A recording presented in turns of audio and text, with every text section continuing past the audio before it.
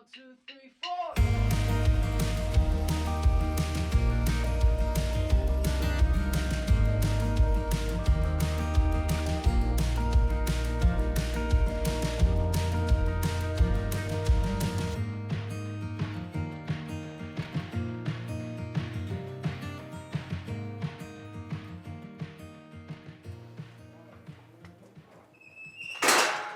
Okay.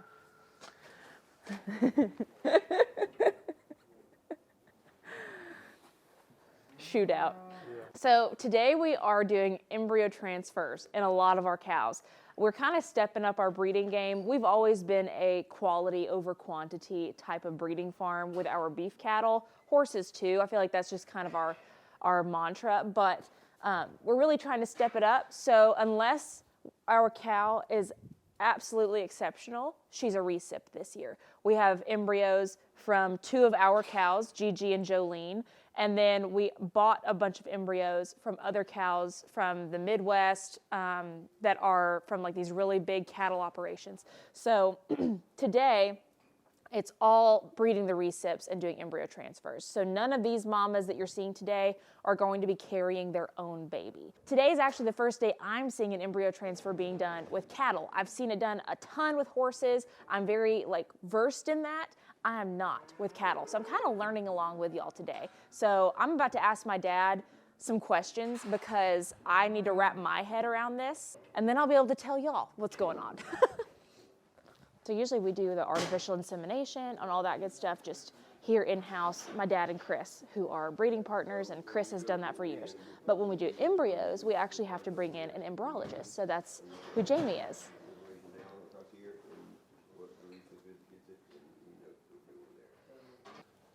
So I'm gonna sit here and watch, and I want you to. She's good. All right. So the farther past ovulation they are IVF embryos hardier? They're actually less hardy, but Okay. they mature a little further. Okay. So I I'll think I take have my all head heifers. wrapped around it. So this heifer, hi, you licking me? This heifer is 8 days post-ovulation. Now, they're all gonna be 7 days or 8 days. The ones that are a day farther got one post-ovulation get IVF embryos because IVF embryos are a little bit more mature than the conventional embryos. So all of the cows that are 7 days post-ovulation get conventional embryos, and then the ones that are 8 days get the IVF. Mind-blowing how this all works. We're not gonna have any August babies next year, right? No. Or this year. No. Oop. Love that. Be September and October. I prefer that.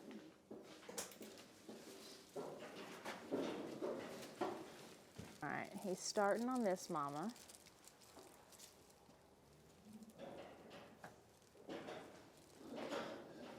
Now, when you're describing the left horn, right horn, you said on her the right one is the one that you're gonna send the embryo to. Is it that they're more what? She has a CL on her right ovary. Okay, so she ovulated an egg on that ovary. She ovulated and it did not get fertilized. Gotcha. I can guarantee it did not. Yeah. So the next 3 are all the same time frame. Okay, she's done.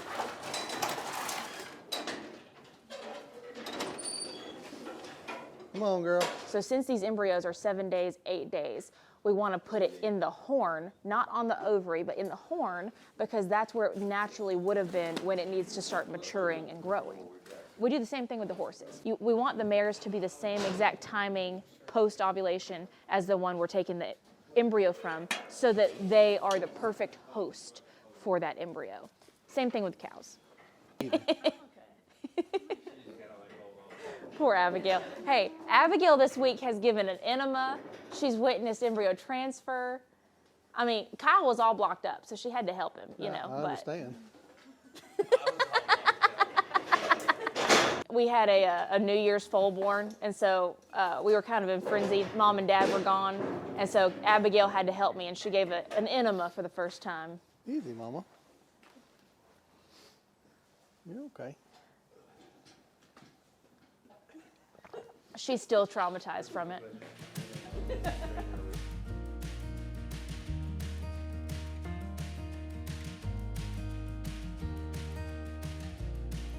We'll be Pacific. Pacific or Atlantic? That's just like Charles calling Bermuda grass Pamuda. Yesterday he's like, well, I'll bring you some of that Pamuda. I was like, John, Charles, do you say milk? Do you say milk too? Milk. Are you, okay, then say pillow. What about roof? That's roof, that's not roof? My pap calls it roof. I'm like, stop. Look at it, they're so mangy looking. So we're wrapping up with embryo transfers, and I thought I'd come out here and show you a couple of my cows that are about to calve. We have a couple left for the year. And then B, Sugar Daddy, our young bull. He's our heifer bull because he's younger, so he's smaller. So he is going to be back up, like clean up, covering the heifers that we just artificially inseminated. So the heifers we just artificially inseminated, it was 8 days ago.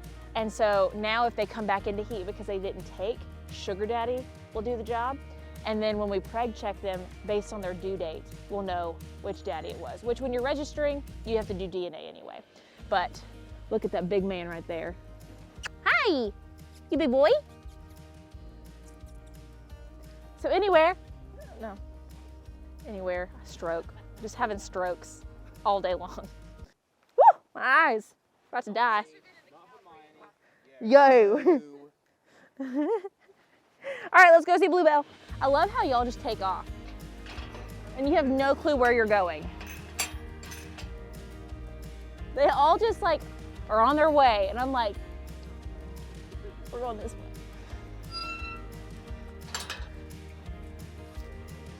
Okay, so we have 3 cows due in the next couple of months. We have these 2 and then Phantom's actually up in the barn. So we have Phantom, we don't really know when she's due.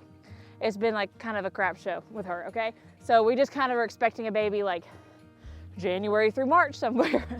But then Miss Bluebell and Smooch. Smooch is a heifer, this will be her first baby. Bluebell is the one that I bought this year. There's actually a whole YouTube video of the auction and me buying her. She's due February 1st. Smooch is due January 31st. So, you know, who knows who's gonna have theirs first? Probably Smooch, because she looks like she could bust. But we have 2 more babies, 3 more babies, actually, that we're looking forward to. So calving season is not done. So that was all fun. That was, you know, something new to me. I've never done embryo transfer with cows before today, but I figure we need to end this video with a little mini update because Karen is so close to her due date that we have to take her off of grass. So if you haven't seen before, here in Tennessee, our grass is a fescue, and fescue grass has an endophyte in it that can cause red bag deliveries, which is essentially placental abruption. It can cause the mares not to make milk. It can cause preterm labor or the babies to be underweight.